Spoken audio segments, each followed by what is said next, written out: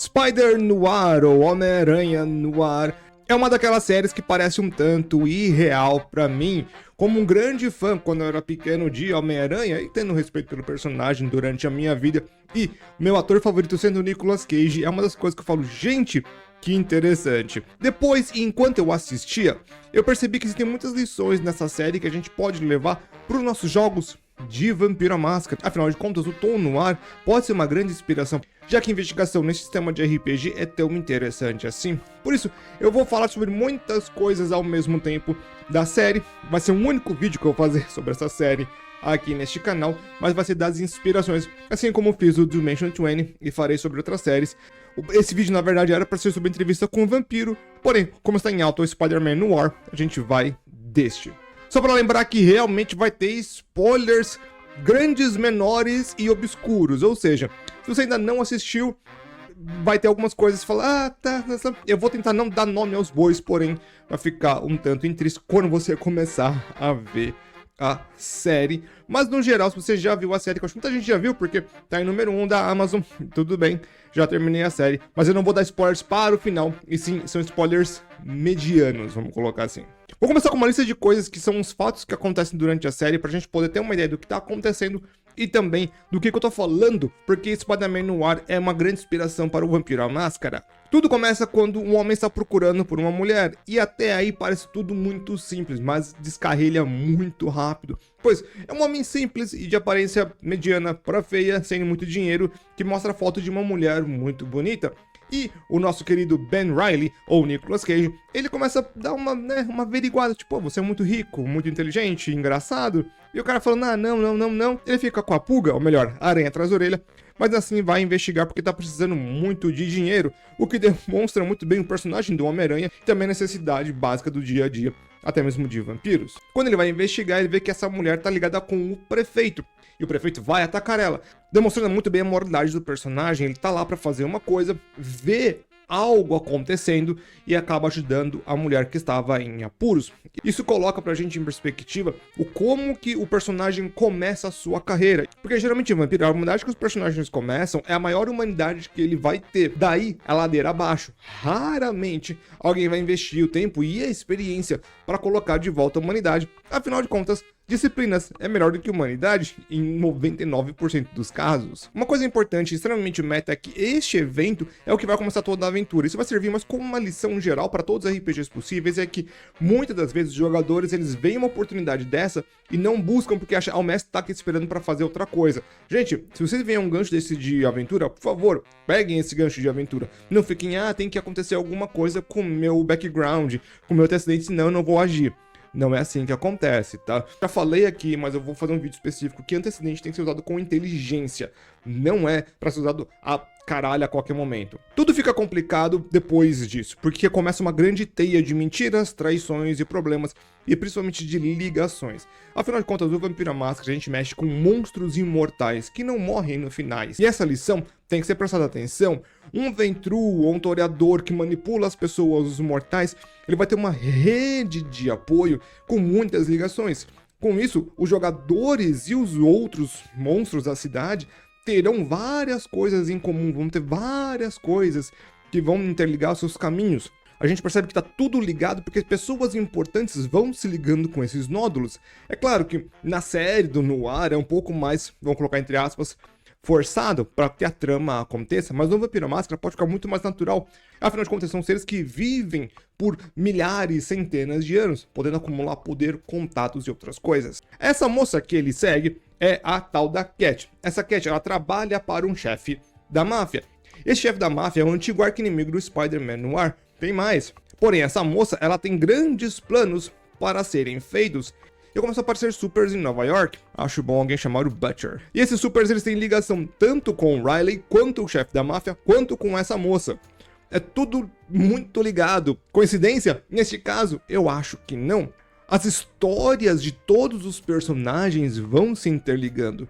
É uma traição atrás da outra. Todo mundo em algum momento vai se trair. A história, ela é sombria, ela é noir em vários sentidos. Não é somente porque, ou por causa da estilística das gravações, ou seja lá o que for, que eu realmente recomendo você ver preto e branco aqui, a experiência é muito melhor. Sempre que existe essa teia de enigmas, essa teia de coisas, de ligações, as pessoas estão sempre fazendo o que elas acham que é melhor para elas e para as pessoas mais próximas a elas. As ligações são feitas de forma muito tangíveis, é muito orgânico como as coisas acontecem, e ao mesmo tempo que até mesmo as traições entre os personagens é muito orgânico. Não é uma coisa que você fala, nossa, atraiu o outro. Você fala, gente, aquele cara traiu, faz sentido, porque é uma motivação do personagem que você conseguiria ver. Claro que a traição em muitos momentos é uma coisa extrema, porém, passando pro nosso mundo de Vampiro à Máscara, traições são coisas que acontecem nos pequenos detalhes. Às vezes você vai trair um pouco seus aliados para conseguir algo que você queira. E você vai escolher esse caminho porque é preciso, é necessário ter isso. As consequências vão vir depois. Porém, é necessário às vezes fazer essas micro traições ou grande traições. Todos têm algum objetivo muito bem definido, ou vai se definir conforme a série vai andando. Todos eles têm personalidades muito bem definidas e que vão sendo melhoradas e podadas conforme a série anda, e a gente vai percebendo que tudo que eles fazem está dentro dessa grande teia de mentiras. No vampiro, inimigo de vampiro é vampiro. Então tudo que vai acontecer está nesse cosmos, ainda que possa ser maior. Ah, tem Anark, tem Sabá, se for no V3, vai ter Enconu, Verdadeira Mão Negra, outras pequenas facções, sei lá o que, ou no V5 vai ter os cultos de sangue. Ok, só que no final do dia, todo mundo é membro, todo mundo é vampiro, e ninguém tá se entendendo. E é mais uma ligação interessante, porque ainda que neste mundo são poucos os supers que vão aparecer, eles são de extrema importância, eles mexem com o mundo à sua volta. E isso a gente tem que começar a compreender no nosso mundo de Vampiro à Máscara. Por mais fraco, seja um 13ª, um sangue fraco até mesmo, um caitifes, esses seres são acima da humanidade. Eles são monstros, são predadores dos próprios humanos. A presença deles em uma cidade muda as coisas. Um quarteirão que vai ter um sangue fraco, ou que vai ter uma coterie ou uma coterie de sangue fracos, já é algo importante. Acontecem coisas diferentes neste mundo. O mundo das trevas é diferente. A gente tem que ver que, mesmo que não sejam super-heróis, que sejam demonstrados nada disso, o mundo sente isso. São os pequenos atos, seja falta de sangue, seja por violência extrema, seja por controle absoluto, seja controle das gangues, seja o que for, os supers mudam este mundo, assim como os vampiros mudam este mundo. Existem outros aspectos que a gente vai dar uma olhadinha aqui, que são fora dos acontecimentos, que é meio spoiler free. Então, a cidade está sempre em ruínas, a cidade está sempre morrendo, a cidade está sempre indo ao caos. Um dos grandes pontos sobre isso é claramente o Goth Punk, que eu já fiz um vídeo sobre o Goth Punk, se você quiser entender um pouco mais sobre essa estética, a ideia, mas aqui eu vou passar por cima um pouco. O Goth Punk, então, é a ideia de que existe uma sombriedade no mundo das trevas, né? Afinal de contas, no mundo das trevas. Existe todo um tom dark de decadência, de codicismo, de niilismo, de crise existencial que vai se colocando no mundo das trevas, e a cidade sente, as pessoas sentem, o mundo sente. Gotham City é um grande exemplo. Se você for ver a maioria das vezes que Gotham aparece, é um lugar sombrio, feio, cheio de lixo nas ruas, pessoas passando fome, pichações e outras coisas. Isso é o Goth Punk no seu ápice, né? Se você quiser pensar numa cidade perfeita para você começar a se inspirar, claro que trazendo um pouco mais de realismo às vezes, realismo assim, urbano pelo menos, é em Gotham. Gotham é uma cidade perfeita pra gente começar a se inspirar. Grandes arranha-céus, grandes empresas, tem um bando de malucos saindo pela cidade. Só que você tira o Batman e continua com os super vilões. Eu sei que os vilões do Batman dependem de um do outro, mas vocês pegaram a ideia. Então tudo está sempre indo de mal a pior. A polícia, a política, as pessoas, tudo que faz parte do populus tá indo pro cano. Então essa cidade vai sentindo isso. Claro que a gente vai ter no final da série, sempre vai ter aquele negócio de legalzinho, tal, final feliz. No mundo das trevas, nunca faça um final feliz. Faça um final pelo menos mid pra baixo. O passado nunca morre. É uma coisa que a gente esquece às vezes, que assim, o passado vai falar dos antecedentes dos personagens? Não somente, mas também. O passado dos personagens vai vir sim para assombrar os nossos jogadores, claro, com certeza, porém, as ações deles também, e não é só tipo, eu dei um soco no cara, o cara vai me dar um soco de volta. Não, essa pessoa vai lembrar este soco, vai contar pros amigos sobre este soco, vai falar para outras pessoas sobre esse soco, você vai criar uma fama por causa desse soco. Esse ato de violência vai se espalhar como rumor, vai se espalhar, você vai ficar com algum tipo de fama. Claro que eu tô exagerando um pouco aqui, mas essa é a ideia. Algo que você fez para alguém importante, ou você tem algum modo de operar muito específico, isso vai ficando no mundo, isso vai sempre te corroendo. As coisas não vão acontecer apenas porque você quer, ou vai ter uma consequência simples. Às vezes essas consequências vão sempre voltando, vai sempre mastigando o que aconteceu, principalmente no mundo das trevas, onde o rancor é eterno. Você pode ter ferrado um barão há 50 anos atrás, e ele passou todo este tempo com este rancor, e quando vem a oportunidade de te ferrar, te pisa e fala, nossa, mas foi tanto tempo atrás. É a vida, ou melhor, é a não vida. Você chegou mais ou menos à metade do vídeo, gostaria de pedir aquele like, comentário, se inscrever no canal. E se você quiser jogar Vampiro comigo, tem um formulário aqui nos comentários do qual você se inscreve e vai ter aí uma mesa bem interessante. Tem um videozinho aqui no canal explicando que quer jogar Vampiro comigo. Vê o vídeo, vê como funcionam as coisas e então você pode jogar comigo e aparecer nas lives do canal. Uma coisa interessante que isso aí, não importa as suas intenções, eu queria ajudar tal coisa, eu queria ter feito isso, não importa a sua intenção, é importante a ação que saiu. Igual aconteceu no Rolo Dado e saiu uma crítica bestial, não importa a sua intenção, vai acontecer o pior possível. E esse tipo de pensamento, esse tipo de falha bestial, é importante no mundo das trevas, não somente quando você rola os dados, mas quando você toma uma ação, vamos colocar isso entre aspas, não muito inteligente dentro do jogo, e o narrador aproveita. Fazer o quê? Um dos pontos geniais de toda essa série é que tudo vai sendo descoberto aos poucos. Uma coisa vai acontecendo, acontece outra, e você vai aos poucos conseguindo a informação. Os personagens, eles passam de antagonistas para meio que aliados, ou se não de vilões para possíveis amantes. É tudo uma coisa muito confusa e a informação vai sendo dada aos poucos.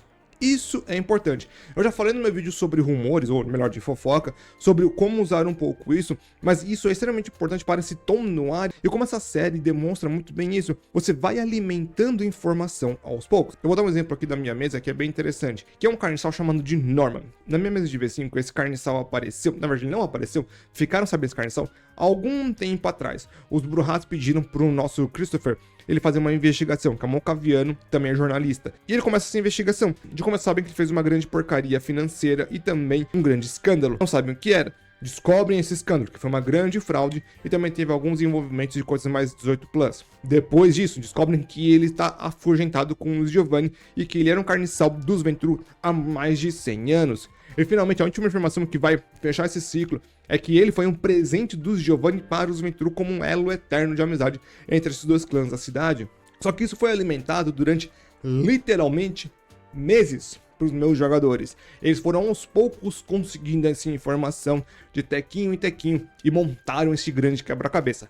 Agora, o que eles vão fazer com essa informação e como eles vão retirar, porque eles precisam desse Ventru, quer dizer, eles querem muito esse Ventru, ou carniçal de Ventru, para poder expor a Camarilla e tornar New York um Anarch State. Aí vai ficar para os próximos episódios. O mundo não tem heróis. Isso é uma coisa fantástica do mundo das trevas que vai ter que servir para todo sempre. No mundo das trevas você não joga com heróis. Principalmente em Vampira Máscara. No mundo das trevas, tô falando de Vampira Máscara. Você não joga com heróis. Você é um vampiro bonzinho que faz um monte de coisa. Você vai se ferrar. E se o narrador não te ferrar, ele que tá errado. Ou ela tá errada. O narrador está errado. Não haja como herói. Você não tem que agir como o pior jeito possível. Você tem que agir do jeito mais egoísta possível. Os seus atos são sempre justificáveis pelo seu desejo e pela sua ambição. Isso é extremamente importante. Como eu disse lá no começo do vídeo, todo mundo tem a sua personalidade, todo mundo tem os seus desejos, todo mundo tem os seus objetivos. E isso no Vampira Máscara é o mais importante. Pelo menos no V5, é o seu desejo, é a sua ambição. No V3, isso existia como um conceito básico. No V5, existe como mecânica. Para você chegar nesse objetivo, você não pode ser heróico, você não pode ser bonzinho, você tem que ser algo a mais, tem que ser o monstro que você quer. Você vai ter que perder trechos de si para você chegar em algo que você quer. Poético. Tudo que você faz vai ter uma justificativa. Só que, neste caso, os fins vão ter que justificar os meios. Você vai ter que fazer coisas que se arrepende, você vai ter que fazer acordos que você não quer fazer, você vai ter que falar com gente que você não gosta. Esse é o grande barato. Lá se demonstra muito isso. O Noir, ou melhor, o Ben Reilly, ele vai ter que se aliar com antigos inimigos. Ele vai ter que se aliar com novos inimigos, vai ter que se aliar com pessoas que já o traíram. Tudo isso para um bem maior, para o desejo dele, para a ambição dele. Ele vai ter que deixar parte da sua moral, parte da sua dignidade para trás, para poder trazer algo novo para ele e para o mundo. Ele, ainda que seja um herói, a gente tá pegando só a inspiração básica, se fosse o mundo das trevas, ele ia deixar tudo isso e ia perder alguma coisa. E claro que ele perde muita coisa e vai perdendo ao trecho do caminho, no final é um pouco mais, né, água com açúcar, mas acho que, né, esse tipo de série é normal isso acontecer. Boa parte da série são pessoas falando e conversando, negociando possíveis alianças, negociando possíveis planos e depois de um tempo esses planos sendo executados. E raras as vezes você agindo com emoção. Quando você age com emoção, as coisas dão errado. Isso é extremamente importante. Tudo no Vampiro à Máscara vai ser isso, vai ser essa negociação. Você vai fazer amizades por negociação. Tudo vai ser uma troca. O que eu posso te dar e o que você posso receber de você. Mas aqui no nosso mundo, muitas pessoas vejam isso como realmente a verdade. No mundo das trevas isso fica escancarado. Quase ninguém vai ser amigo só porque você quer ser amigo. Existem grandes conceitos. Até mesmo uma Cotter, e ela é feita por algum motivo. Não é porque todo mundo se ama dar uma mãozinha junto. Geralmente já são feitos porque as pessoas têm ideais parecidos ou estão em situações parecidas. Neste ponto em diante, tudo que eles fazem é para um bem maior deles. Claro que às vezes vão pensar, vou fortalecer a Cotter, mas para me fortalecer. Não é porque eu quero o bem deles, e sim porque eu quero o meu bem. Tudo é negociado, tudo é colocado em parâmetros. Você não vai colocar, simplesmente, não, eu faço um favorzinho pra você e depois você me vê o que faz. Não, vamos colocar no papel, vamos negociar esses termos. Quem vai ganhar o quê? Quem não vai ganhar o quê? Tudo tem que ser muito bem visto, muito bem examinado. Claro que quando a gente negocia com alguém maior no mundo das trevas, a pessoa maior leva mais vantagem, você leva menos. O importante é que você tem que levar mais vantagem do que você acha que deveria estar levando. E é claro que a gente vai falar sobre corrupção. Todo mundo mente, todo mundo manipula, todo mundo vai ter que fazer alguma coisa. Nessa série, até mesmo os heróis são capazes de manipulação, capazes de mentira, capazes de um monte de coisas que geralmente a gente não vê em heróis mais comuns, mais clássicos, eu diria. Claro que a gente tem visto muita desconstrução dos heróis, com The Boys, o Invincible, entre outras coisas que tem colocado esses heróis num patamar um tanto mais humanista. Só que essa série demonstra que, apesar dos apesares, esse Noir, ele é mais humano do que todos. Ele vai mentir, ele vai enganar, ele vai fazer um bando de coisa. O Homem-Aranha, ele sempre foi o mais humano dos super-heróis, na minha opinião. Ele é um fudido da vida, ele paga a conta, ele tem dívida, um monte de coisa. Ou pelo menos essa é a base de muitas ideias do Homem-Aranha. E este Noir, ele vive nisso. Então o Homem-Aranha não é somente que ele é desse jeito porque ele é desse jeito. E sim, ele depende do mundo. Então num mundo onde todo mundo faz isso, ele também tem que fazer isso para poder sobreviver. Então ele é um pouco mais ligeiro, ele é um investigador e faz essas manipulações, essas mentiras para poder ganhar o dele. Ainda que seja com boas intenções, na maioria das vezes. Essas são algumas ideias que eu tirei do Spider Noir. Eu achei muito interessante a série, eu gostei demais. Vale a pena ver. 8 episódios. Todos os plot points que começam são fechados. Eu espero que não tenha uma segunda temporada, porque eu acho que foi um acontecimento dessa série. Foi muito boa a série, realmente foi muito, muito boa. E que se fizer mais, eu acho que estraga. Vai ser igual o Motoqueiro Fantasma do Nicolas Cage. E porque ele entrou num lugar muito especial, porque agora ele tem 2 personagens oficiais na Marvel. Ainda mais especial, porque são 2 personagens que podem coexistir na Marvel.